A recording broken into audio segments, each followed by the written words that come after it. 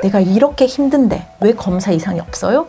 이 말 정말 많이 듣습니다. 내가 먹어서 불편한 증상이 많이 나타나는 음식을 피하는 것, 이것이 1번이 되겠습니다. 안녕하세요. 저는 양산 부산대학교 병원 가정의학과 박은주라고 합니다.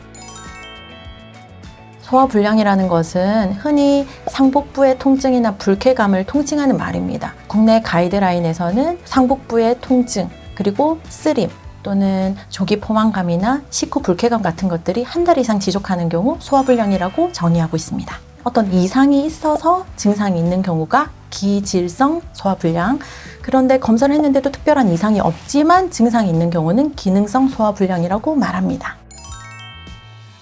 첫 번째로는 식후 포만감, 그리고 조기 포만감, 식후의 통증이나 쓰림과 같은 증상이 있을 수 있고요. 그 외에도 더부룩한 느낌, 심한 분들은 구역이나 구토를 호소하시기도 합니다. 검사 결과상 소화기계에 이상이 있는 경우가 첫 번째가 될 수 있습니다. 위염, 식도염, 십이지장염, 위궤양, 십이지장궤양, 더 나아가서는 위암과 같은 소화기계에 질환이 있는 경우, 또 두 번째로는 식습관, 급하게 먹는다든지 불규칙한 습관이 있다든지 술, 담배를 좀 많이 하시거나 스트레스와 같은 것들이 기능성 소화장애의 원인이 될 수 있습니다. 예를 들어서 기질성 소화불량의 경우에는 해당 질환을 치료하는 겁니다. 그런데 기능성 소화불량의 경우에도 그 해당 원인을 해소하거나 제거하는 것으로부터 시작할 수 있습니다. 예를 들면 생활 습관이 문제다. 그렇다면 그것을 먼저 조절해 보는 것이 치료 방법이 될 수 있고요. 복부 팽만감이 심하거나 책기와 같이 답답함이 있다면 위장관 운동 조절제를 드셔보실 수 있고요. 또 설명할 수 없지만 복부의 통증이 계속 지속되는 경우에는 항우울제를 처방해서 치료하기도 합니다. 걷기를 비롯하여 가벼운 운동들은 역류성 식도염을 예방하는 데도 도움이 될 수 있고 위장관 운동을 개선하는 데도 도움이 될 수 있기 때문에 가벼운 운동을 늘 하시기를 추천을 드립니다.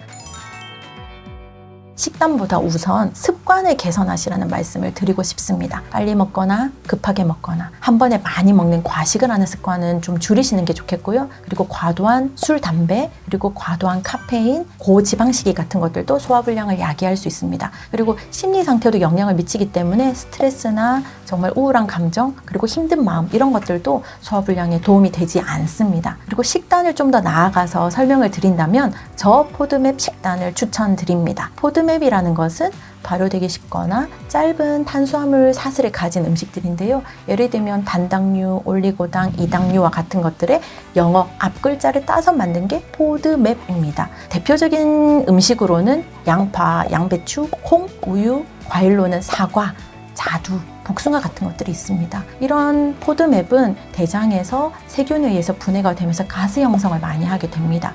증상으로는 더부룩함, 불편함, 가스, 그리고 심한 분들은 설사를 유발하기도 하고요. 그래서 저 포드맵 식단을 찾아서 식사를 해보는 것도 도움이 될 수 있습니다.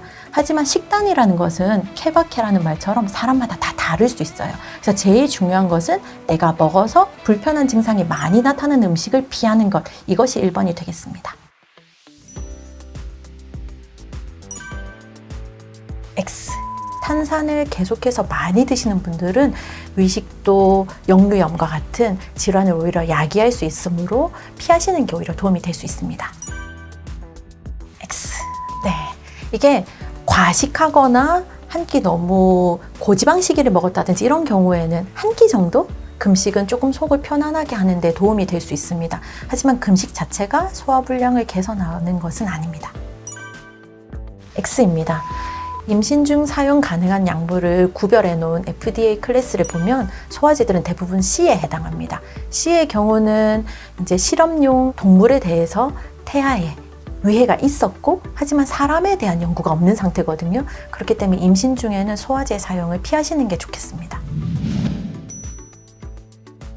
소화불량은 누구에게나 있을 수 있는 흔한 증상이지만 복통, 체중 감소, 황달과 같은 증상이 동반되었을 때는 반드시 병원을 방문하여 검사를 받으시기를 추천드립니다. 또한 생활 습관과 연관되는 경우도 많기 때문에 적절한 운동과 생활 습관 개선을 같이 하시기를 추천드리고요. 소화제는 임의로 장복하시지 않기를 권고드립니다. 마지막으로 만 40세 이상인 분들은 2년에 한 번 국가암검진을 통한 위내시경은 꼭 받으시길 추천드립니다.